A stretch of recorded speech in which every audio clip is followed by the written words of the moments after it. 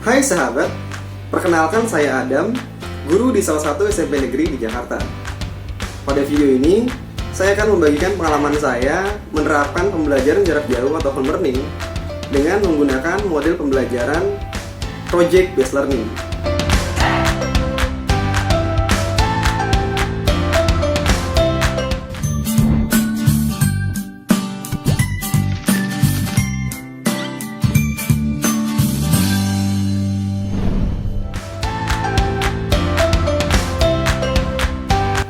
Sebelum masuk ke penerapan pembelajaran, saya akan membahas sedikit tentang pembelajaran abad 21. Dalam pembelajaran abad 21, peserta didik diharapkan mampu menguasai keterampilan abad 21 atau yang biasa disebut sebagai 4C, yang terdiri dari ini,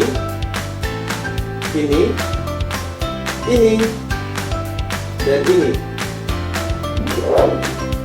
Nah, keterampilan abad 21 dapat berkemungkinan dikuasai oleh peserta didik jika model pembelajaran yang digunakan adalah model pembelajaran abad 21.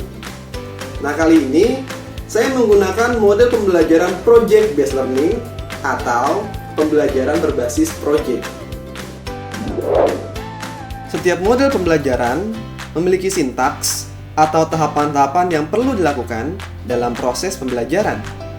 Begitu juga dengan model pembelajaran project based learning. Tahapan pertama dalam project based learning adalah pertanyaan mendasar. Mengajukan pertanyaan mendasar memicu critical thinking peserta didik untuk menyelesaikan masalah terkait dengan project yang nantinya akan mereka kembangkan. Saya menggunakan salah satu fitur dari Google, yakni Google Form, untuk mengajukan pertanyaan mendasar kepada peserta didik terkait dengan proyek yang akan mereka kembangkan.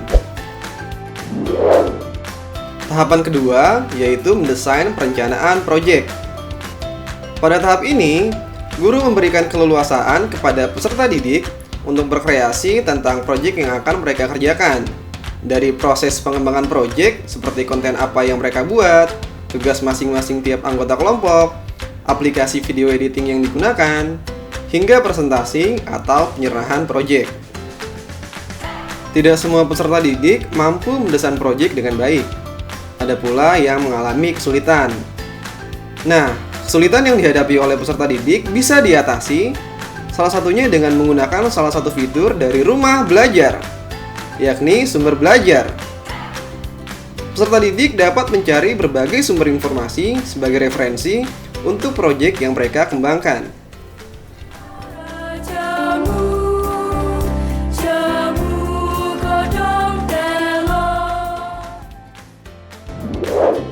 Sintaks berikutnya atau yang ketiga yaitu menyusun jadwal. Dalam proyek ini, peserta didik berkolaborasi dengan teman sekelompoknya untuk merencanakan beberapa hal, seperti kapan mereka harus merekam video, kapan mereka menyatukan video, hingga kapan tugas diselesaikan dan dipresentasikan.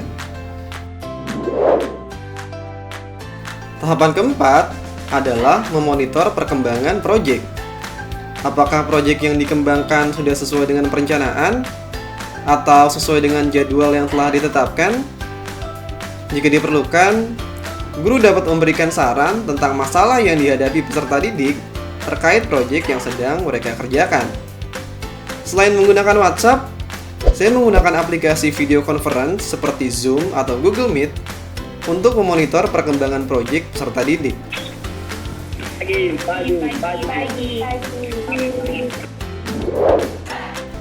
Tahapan kelima, menguji proses dan hasil belajar. Setelah peserta didik menyelesaikan proyek dan mengumpulkannya, guru harus menguji atau mengevaluasi proses dan hasil proyek peserta didik.